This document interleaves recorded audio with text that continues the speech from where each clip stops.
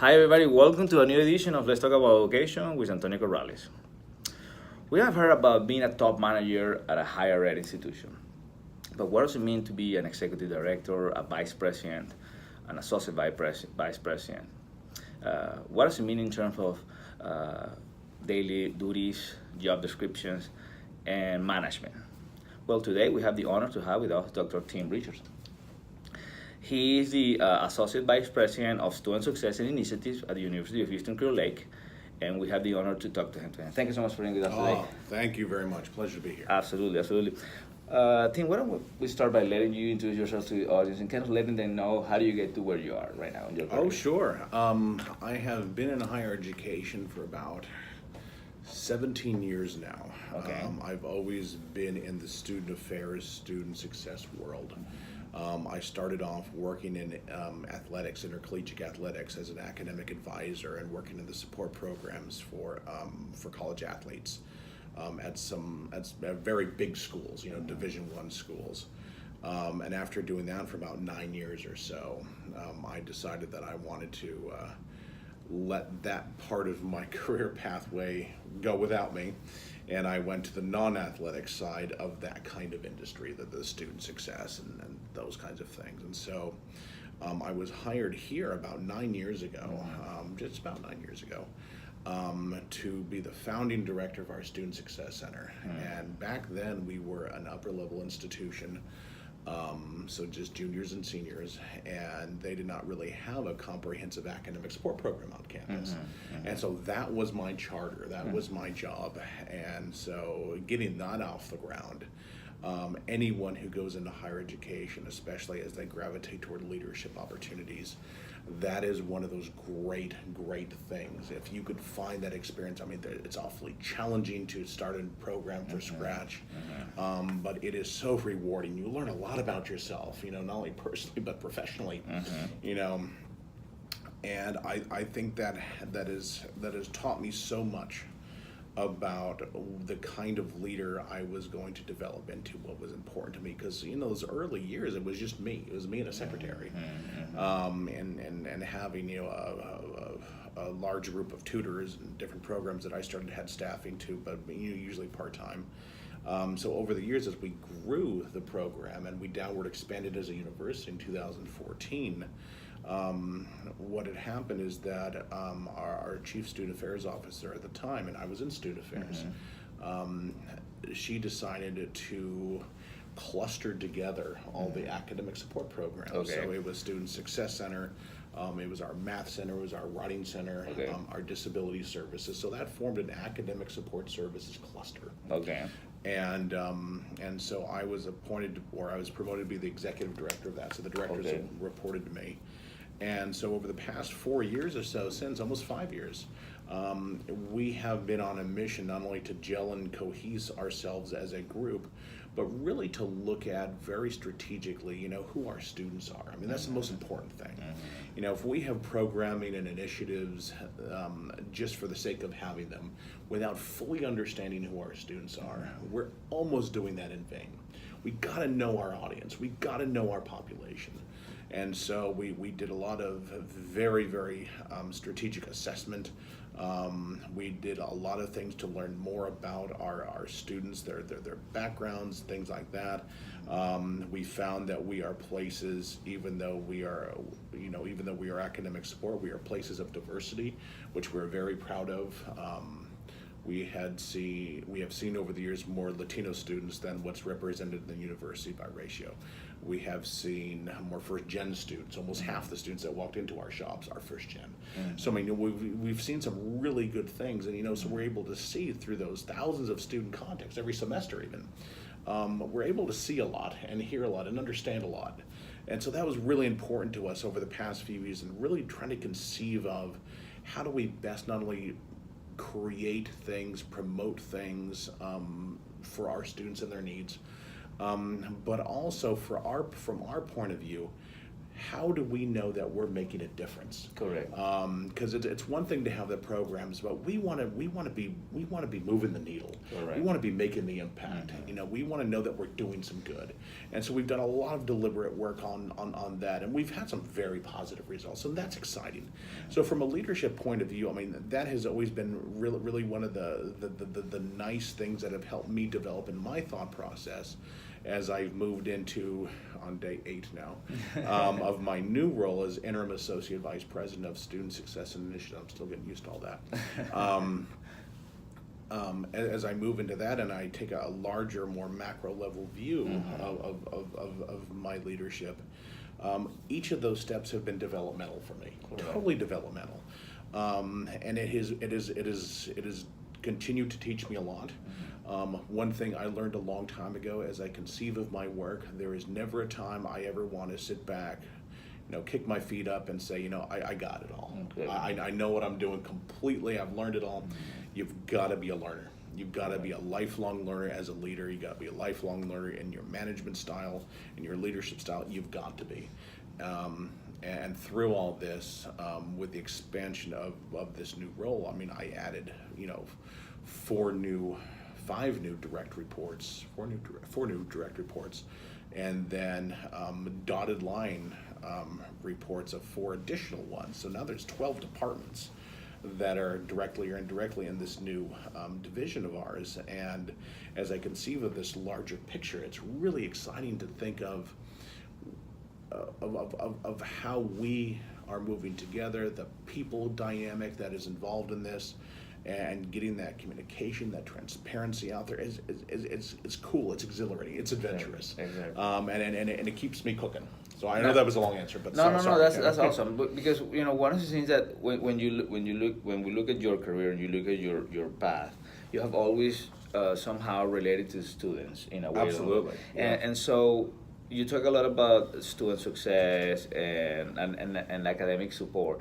Now, from a macro perspective, from the management perspective, because from a professional perspective that you're a professor too, but from a management perspective, what does that mean? What does it mean ensuring that students are successful and they have their academic support when you look at a university level, ensuring that the final product, which is our students, receive what they need to receive to become successful. Right. Well, boy, kind of a complicated question. That's a big question that has so many different types of answers to it. I think one way that's important for me to start thinking about that answer is that we have to make sure that we have mechanisms in place to make sure we are learning about our students actively.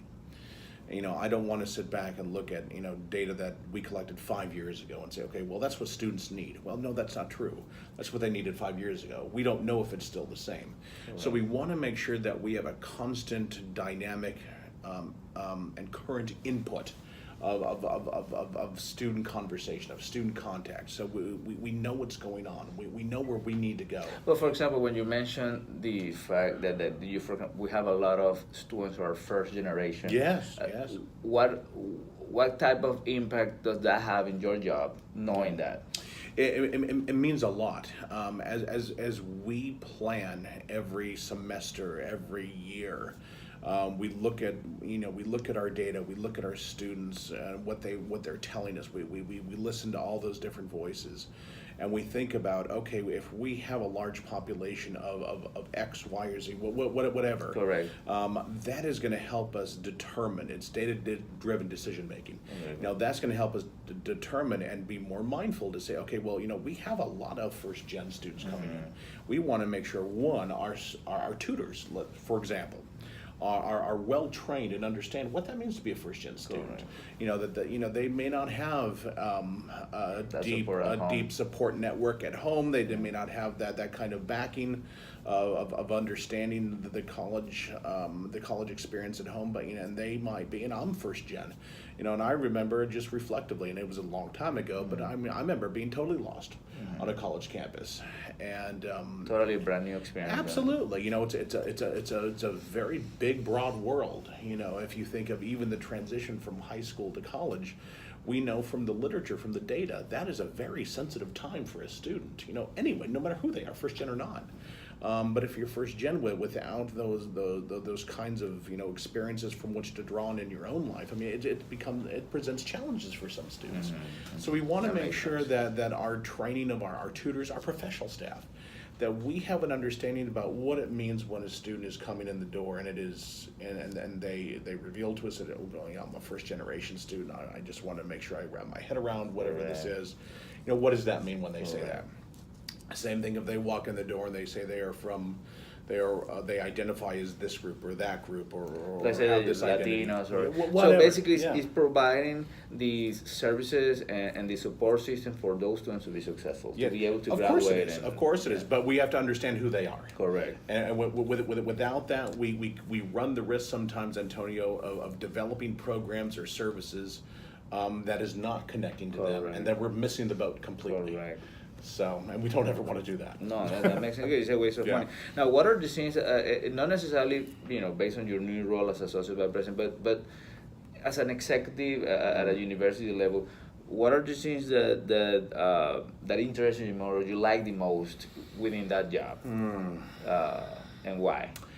I love innovation. I love Okay. thinking outside the box. Okay.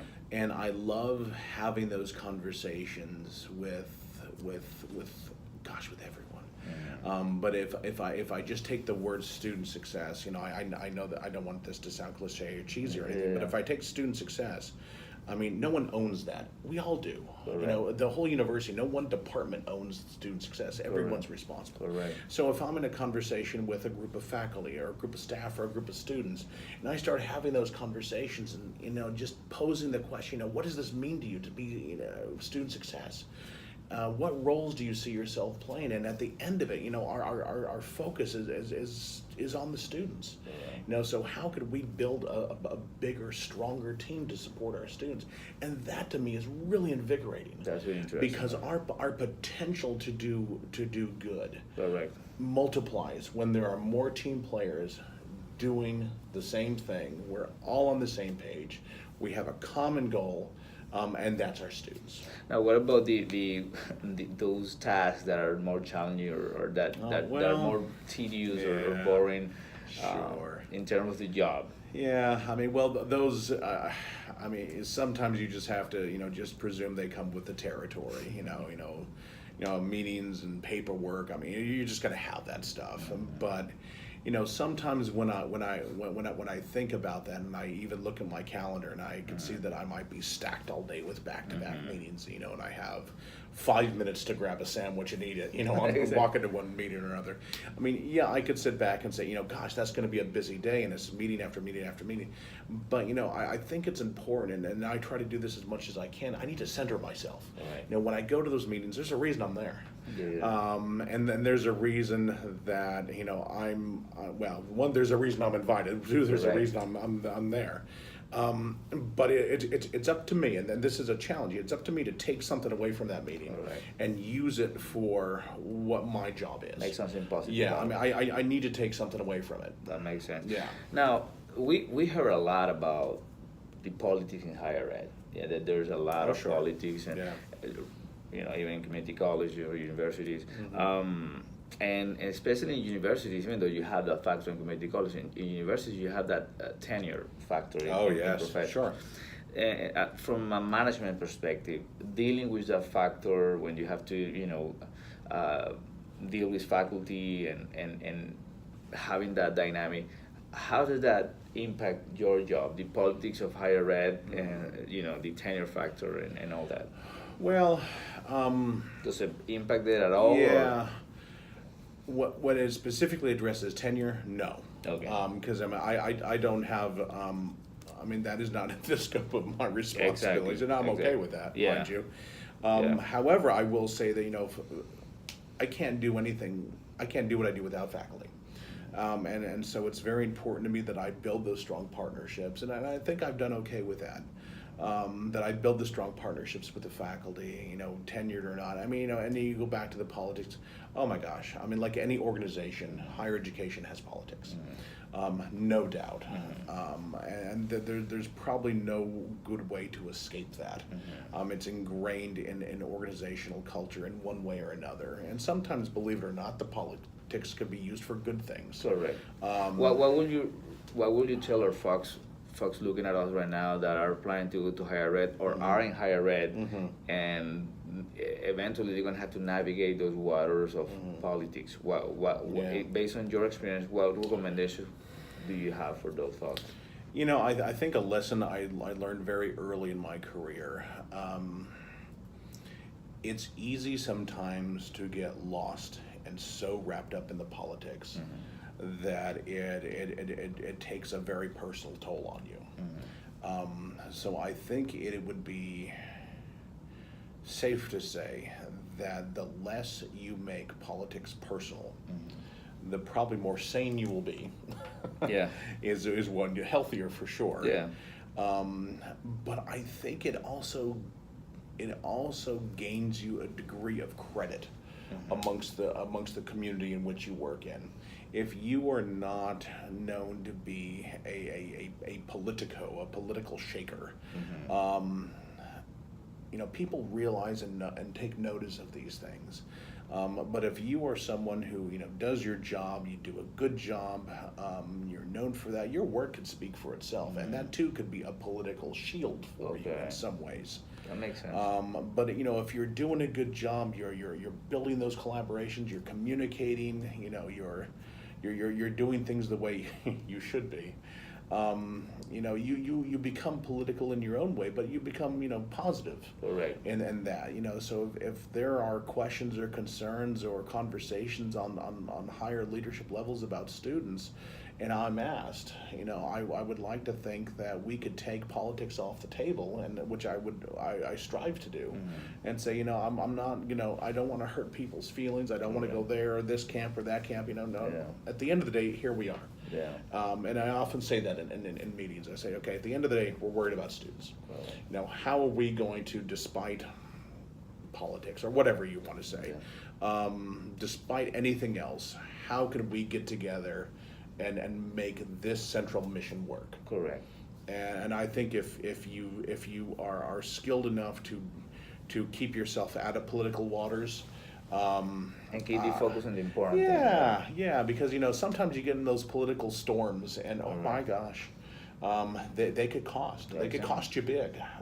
I've known people to lose their jobs. Because they become so engulfed in these political issues, taking one side or another and getting involved. And it has absolutely destroyed them. Now, you're a doctor, you're a professor. How do you keep a balance between academics and being at a top management position? Because you're ultimately you're in the academic world. I mean, you're in a university. How do you what recommendations you have for folks that they're looking at us, for them trying to, once they get those jobs, trying to keep their research agenda and trying to keep their academics there? For me, the teaching, I love the teaching side of it. But they're totally complementary to me. Totally complementary. I don't see them as competing priorities in my life. I mean, the higher education law class that I'm teaching right now, I mean, I walk and breathe the things I'm talking about.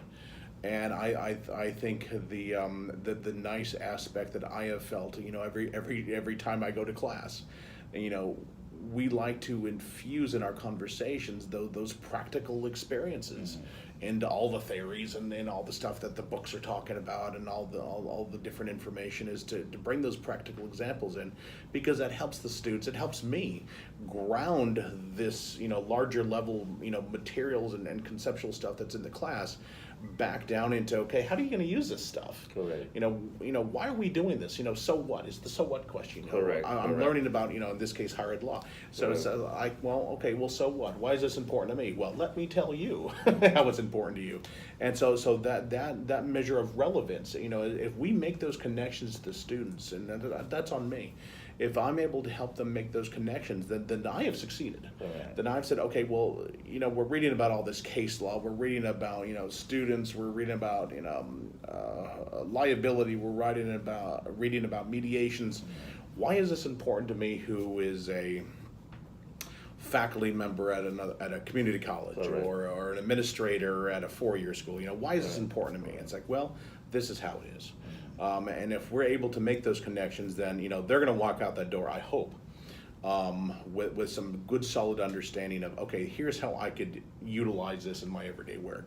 Now, getting to the research agenda stuff, I will admit that I've not been as active as I'd like to be in my research, because time is valuable. Absolutely. Here. But that doesn't mean that I cannot find opportunities within what I'm doing. And the same thing, they're totally complementary. If there is something that I'm doing in my everyday work that is of such passion, such interest to me, that I feel that I could articulate this out through an article or something like that, and doing some research and get part of the national conversation on best practices, or thinking about an issue, then that to me is also highly complimentary. Absolutely. So again, it doesn't have to be a competition as such. It's just sometimes just pure logistically finding the time to do it. Absolutely. And that's not always easy. So that I'll have to admit. No, that's okay. Now, what about from your perspective and your vision, what are the biggest challenges that universities will be facing within the next years, based on the current structure?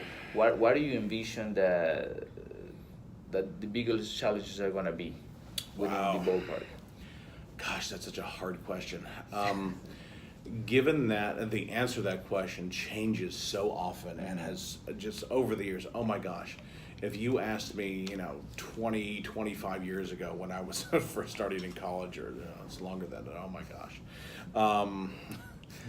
my answer would be totally different than it is now, obviously. And if you asked me that 5 years ago, it would be totally different than it is now. I think that as we think about higher education, higher education still holds, in my opinion, a tremendously powerful social value. The access to higher education, the student to walk out the door with a degree, holds tremendous value for them. And I appreciate that about what I do. I love to see a student, walk in the door as a freshman or a transfer, in their first semester here. Then a few years later, I get to see them walk the stage. Absolutely. I'd love to see that sort of cycle. I do know, however, that as the world of higher education changes with different priorities and missions, funding, all kinds of challenges are always present for higher education. I want to make sure that as I think about what I do, I need to understand that this is the environment in which these students are coming into, in which they have to succeed in order to get out with that degree. But what do you do now with all the inflection of instructional technology? That you're going to have a lot of virtual students, and they're growing fast pace. Sure. From your perspective, dealing with their success. Yeah. Well, I think a basic easy answer is that we have a responsibility to be far more fluent in technology. So if the way in which we're communicating, for example, with the student, I will tell you 5 years ago, if I were to shoot out an email to students, I had a pretty good chance of it getting read, and they would be responsive, something like that.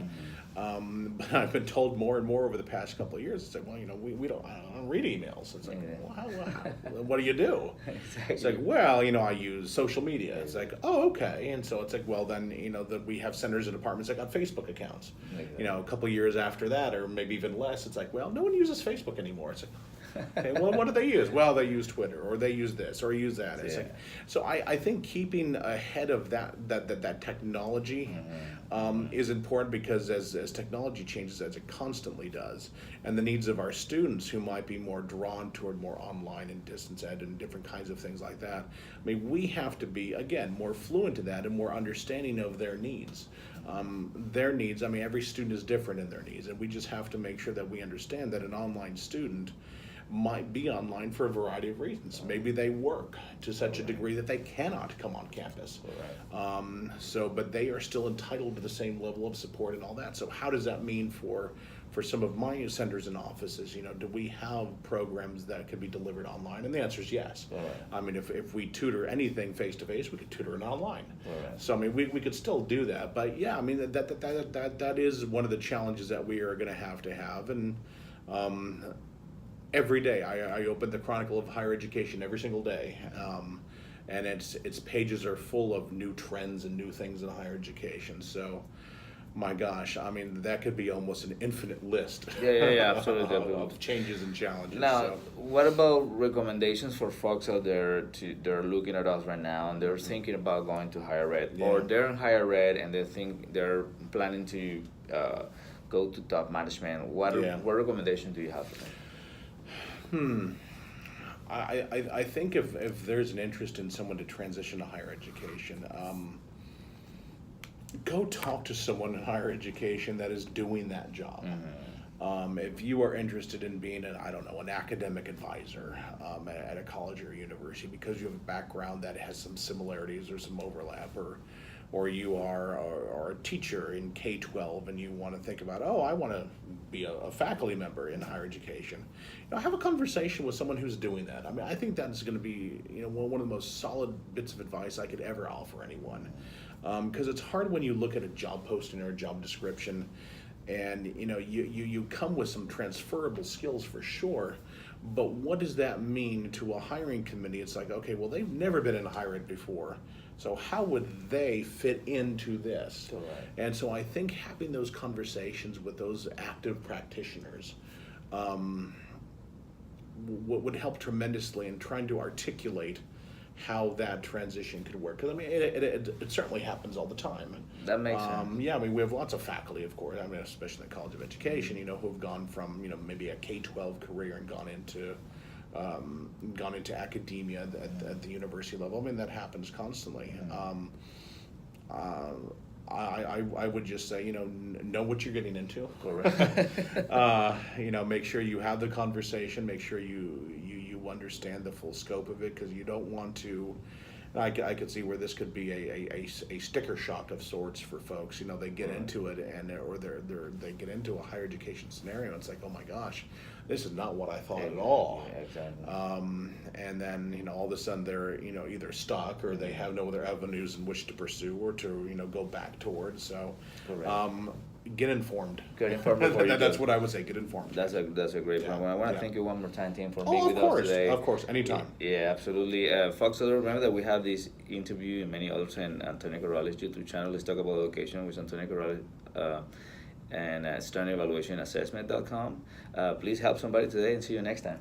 All right. Thank you. Thank you, sir. Thank you so All much. right, bye-bye.